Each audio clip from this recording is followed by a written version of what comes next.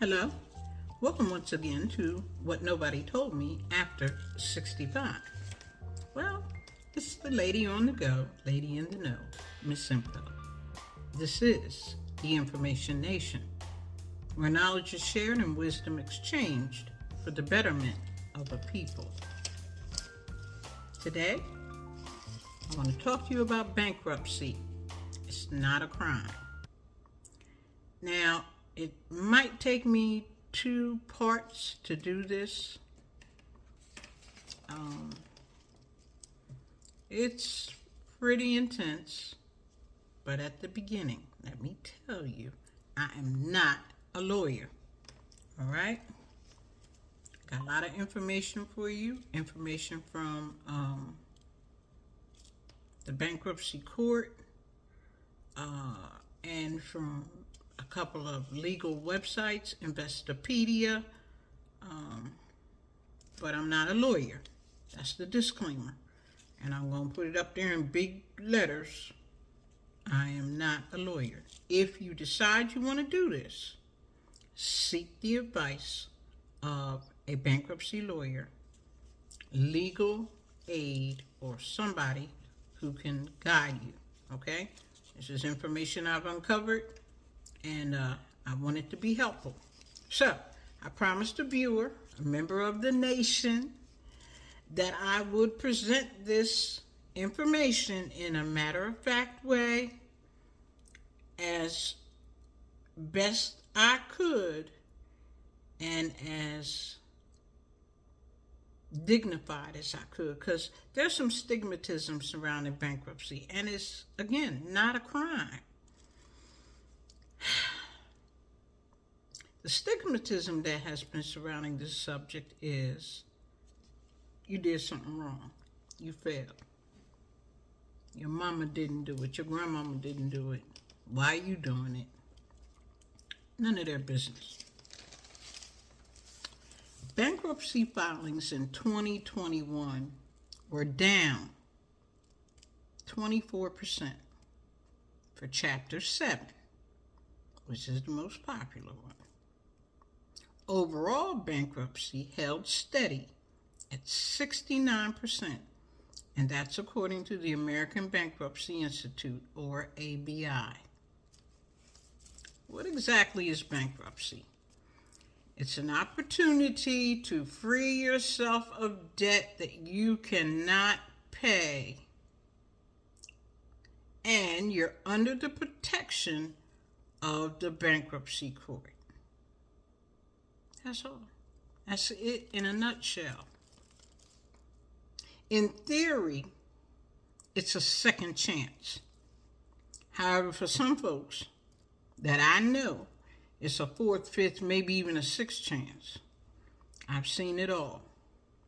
And I also used this method to pay off debt once upon a time under a Chapter 13.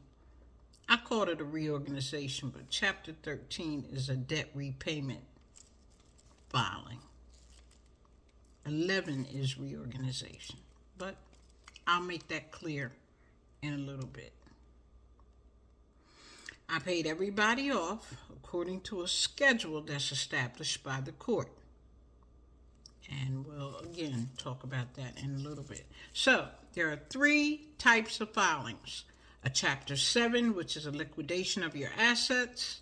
Chapter 11, which businesses usually use, or individuals if they're going to reorganize. And Chapter 13, which is a debt repayment with specific repayment plans. So let's take a look at each one and talk about each one. It's a lot to unpack. So get your pens, your paper, your notepads, whatever you need. Take some good notes. Do your own homework. I am not a lawyer.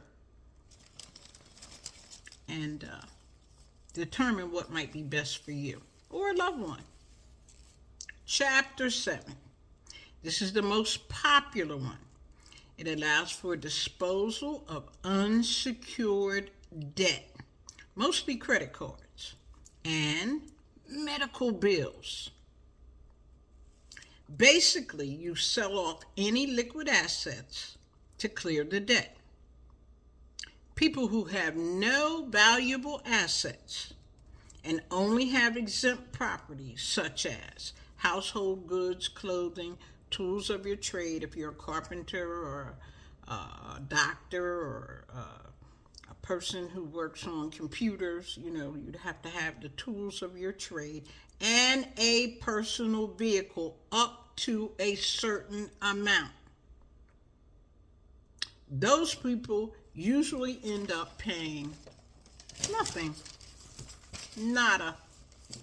Not a thing. So when I went to the bankruptcy court, which is uscourts.gov, and I'll put it in the quote in the comments. This is what they had to say. Chapter 7 bankruptcy is a second chance to regain control of your finances by having most of your unsecured debt, including credit card debt, medical bills, and personal loans, legally discharged by a bankruptcy court. In virtually all cases, however, it does not discharge student loans, tax debt that you owe IRS, alimony, or child support. Chapter 7 is known as liquidation bankruptcy. It's the quickest, simplest, and most common type of bankruptcy. While nationwide bankruptcy filings in 2021 were surprisingly down 24%, I think I told you that, they said that amounted to about 397,370 filings of Chapter 7. The ratio of Chapter 7 filings among all bankruptcies held steady at 69%. Current figures are difficult to come by. The U.S. Bankruptcy Court for the Central District of California put the Chapter 7 discharge debt forgiveness rate for attorney-represented filers at 94.1%. During 2018, that's a good number. What that means is 94% of the people who went before bankruptcy court to file Chapter 7 got it. That's good. It's worth noting that self-represented filers were successful only 55% of the time. You don't need an attorney, but I encourage you to get one. Yeah. Somewhere I read the person who represents himself as an attorney is a fool. I read that somewhere. I don't know where.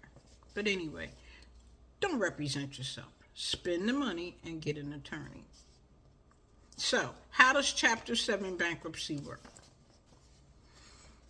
Successful applicants for Chapter 7 bankruptcy are able to wipe out a plethora of unsecured debt, while others, by law, stick like fly paper. That's that student loan. Still, others fall into a gray area that's decided by the courts on a case-by-case basis.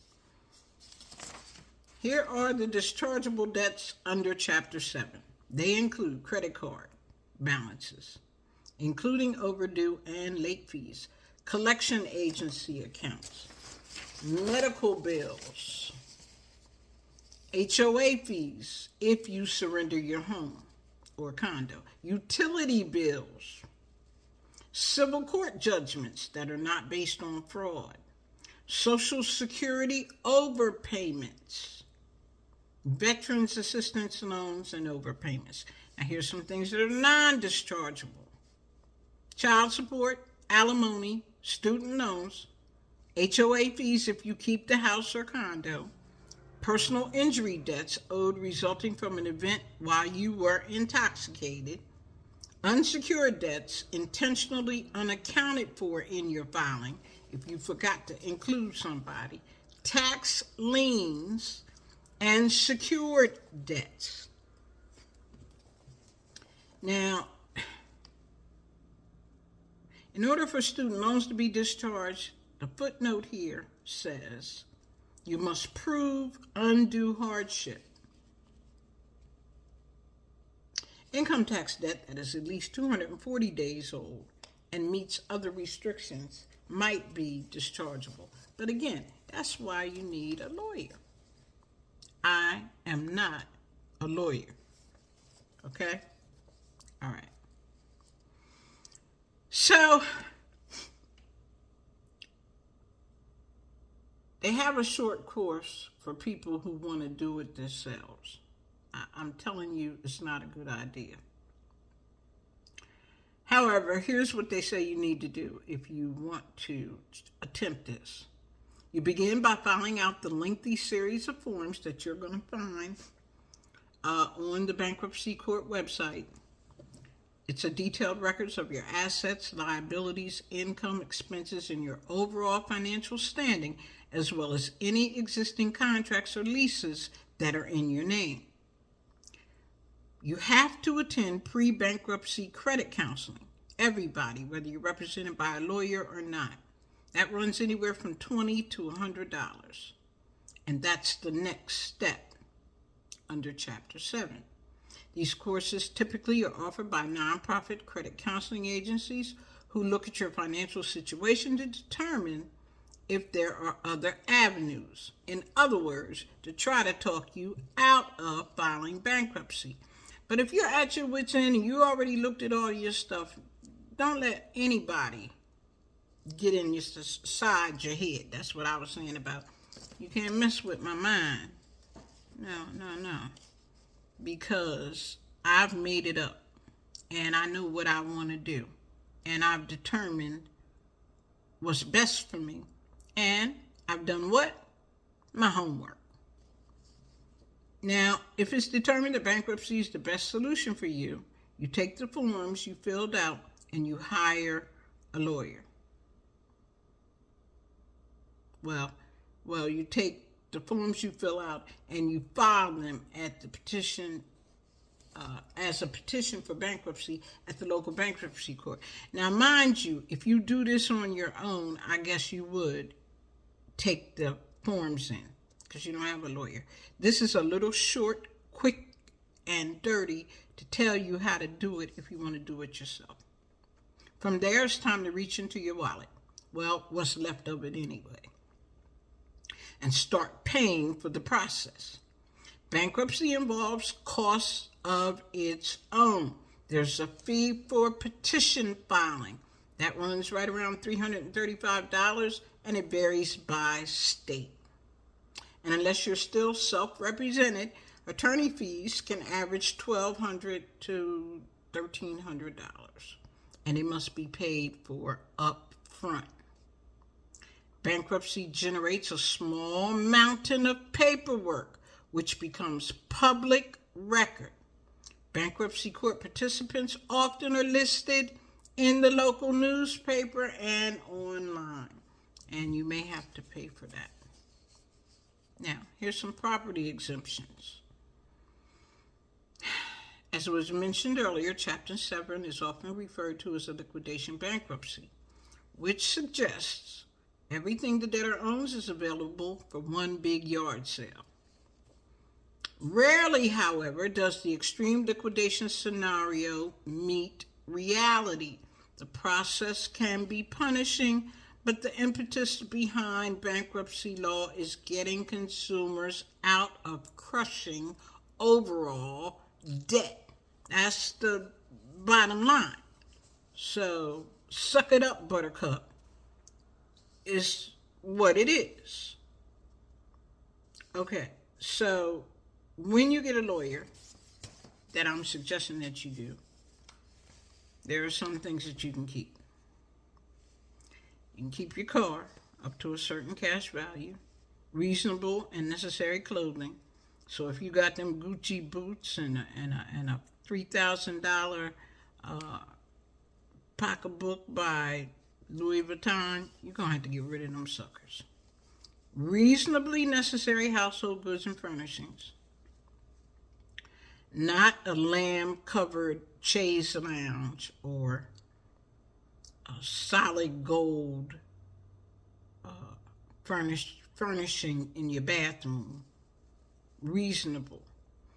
All your household appliances, jewelry up to a certain value, pensions, a portion of equity that's in the debtor's home, tools of the trade or your profession up to a certain value, a portion of your earned but unpaid wages, because they're going to tap into that, and public benefits, which includes public assistance or welfare, Social Security and unemployment compensation, and some monies that might be accumulated in a bank account, and damages that are awarded for personal injury. Who is eligible to file Chapter 7? Even if you are in dire financial straits, Chapter 7 may not be for you. Applicants must clear an assorted number of hurdles before a bankruptcy court approves the filing. As mentioned above, applicants must complete a debt counseling course, and it has to be done no more than 180 days before you file. You cannot have filed Chapter 7 within the previous 8 years. You cannot have filed Chapter 13 within the previous 6 years. Filers for Chapter 7 or Chapter 13 whose cases were dismissed, not discharged, dismissed. And let me read this, because wait a minute. Must wait at least 181 days before another attempt. Okay, so it was dismissed with prejudice, meaning you could come back, but not for 181 days. It was not discharged. When you finish your bankruptcy and everything is all paid, everybody's satisfied, it's called a discharge.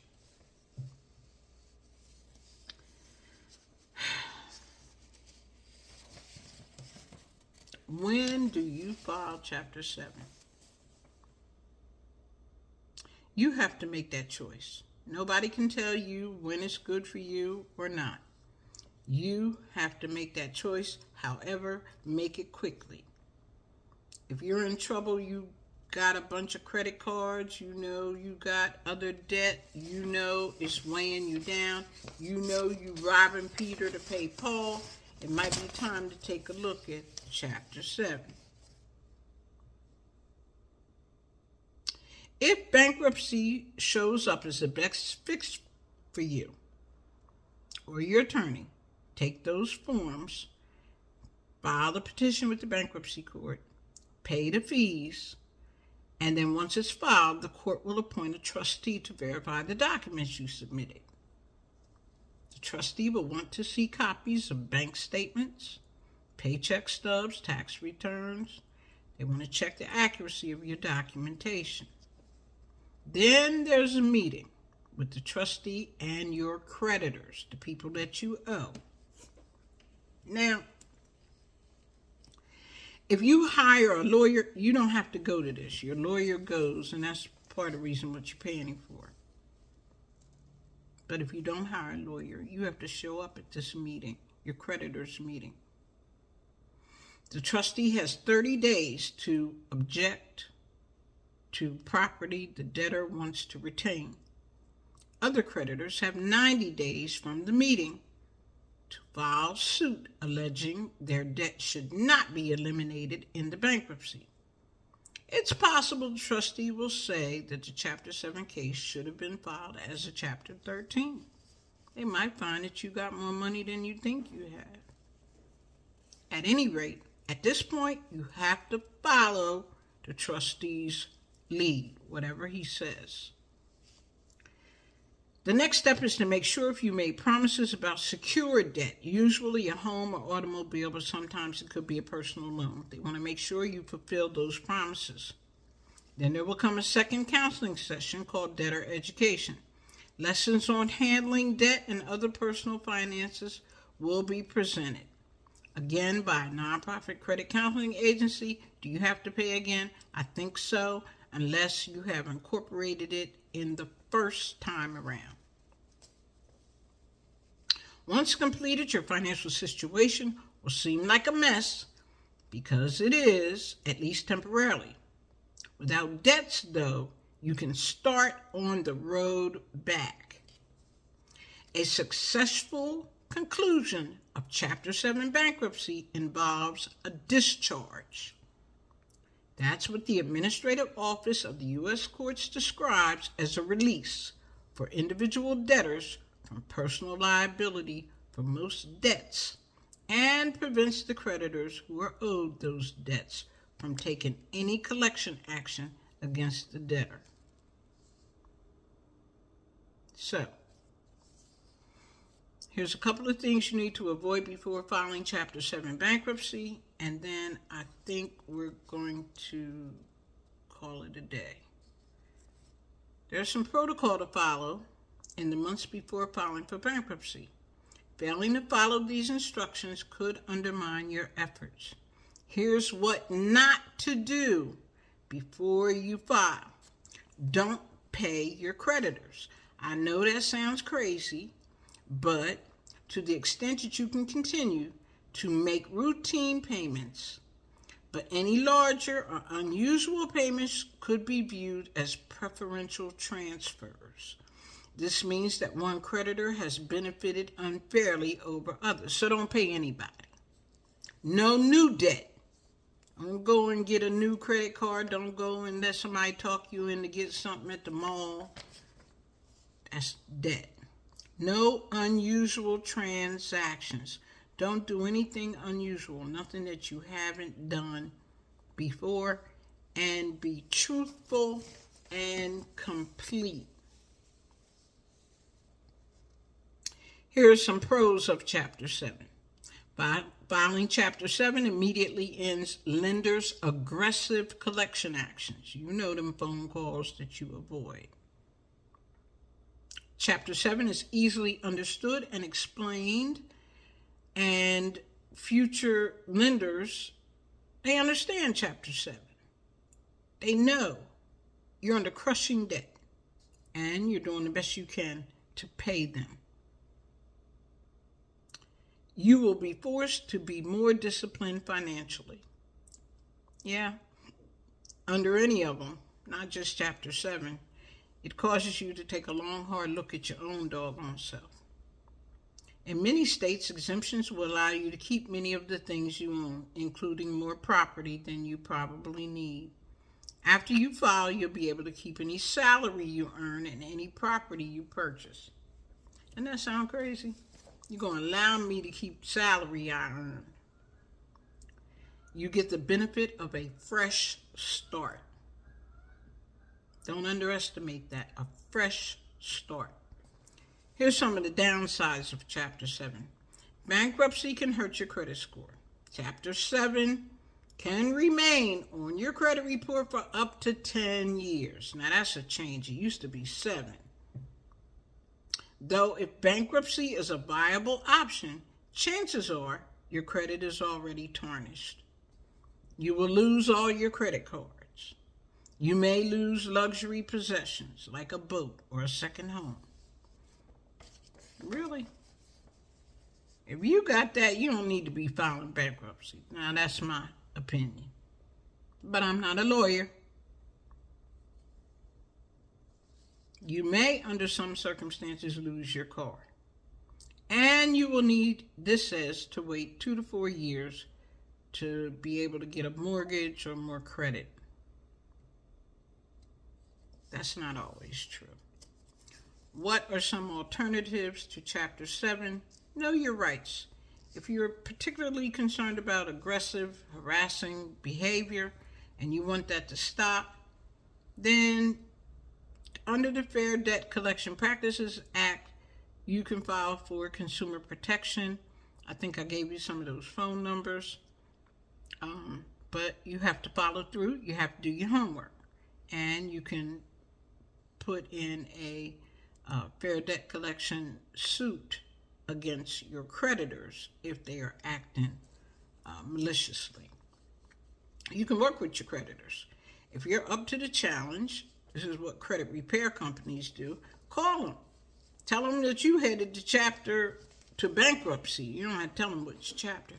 Listen, I'm headed to bankruptcy, and if you want me to pay, you might want to work with me before I get there.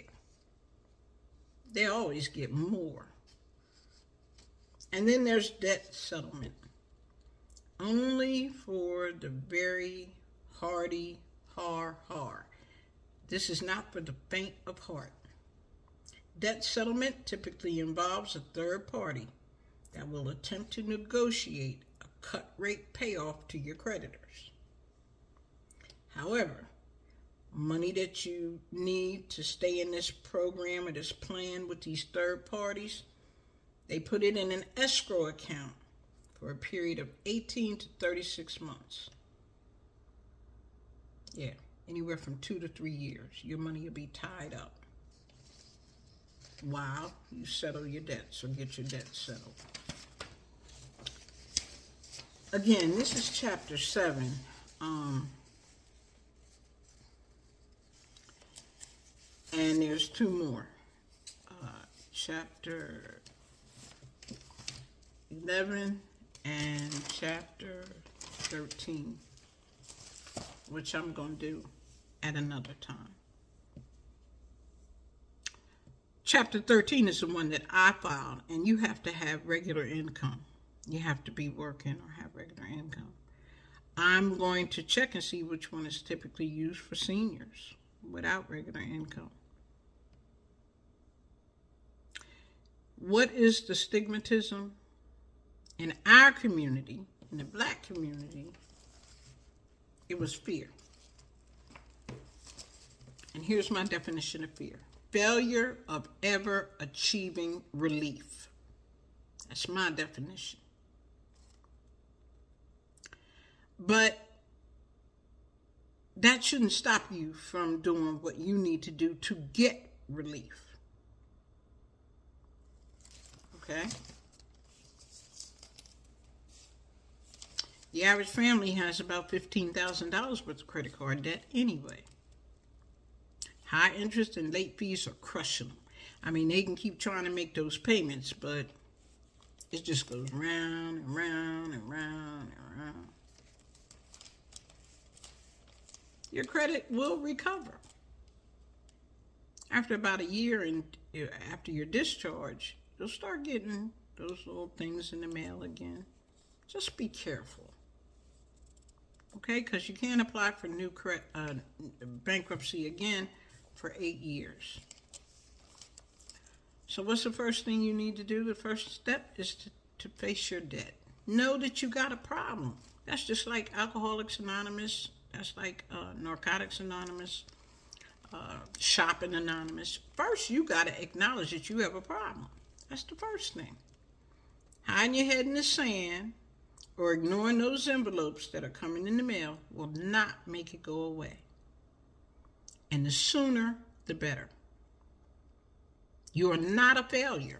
You are not alone. You're not dishonest. And you are not permanently damaged. This protection is your constitutional right. It's in the Constitution. Furthermore, here's what the Bible says about debt in the following scriptures, and you can read them for yourself. Deuteronomy 15:1, debt is to be released, forgiven. 2 Kings 4:7, pay your debt. Nehemiah 10:31, forgo the extraction of every debt. Proverbs 22:26, do not become guarantors of debt. Don't co-sign. Matthew 6:12, forgive us our debts as we forgive our debtors. And you can read these, Matthew 18:27, 30, 32, and 34. All of those are in the scriptures about debt. Listen, you have to make this determination for yourself. I knew when I started down this road, I couldn't stop without giving you valuable, factual, researched information, which I've done under Chapter 7. It's a lot. And I will do the same for the other 2. But you should do your homework as well. Okay? please subscribe, like, hit the notification bell, watch the video to the end, tell somebody. And there's a new little button on my page now. Yeah, I know you notice I got ads on there, but a little button on the page now. If you're interested in being a special member or perks, little perks, something YouTube has that's available. They popped it up on my page. Take a look at it if you're interested. It's subscriptions. Remember I told you about subscriptions now. I don't know how I feel about it, but take a look at it. I think it's $3 a month or $6 a month. Gives you some perks. I know people have been saying they like my hair or they like my earrings or, maybe we can talk. I don't know. At any rate, remember, you don't know what you don't know.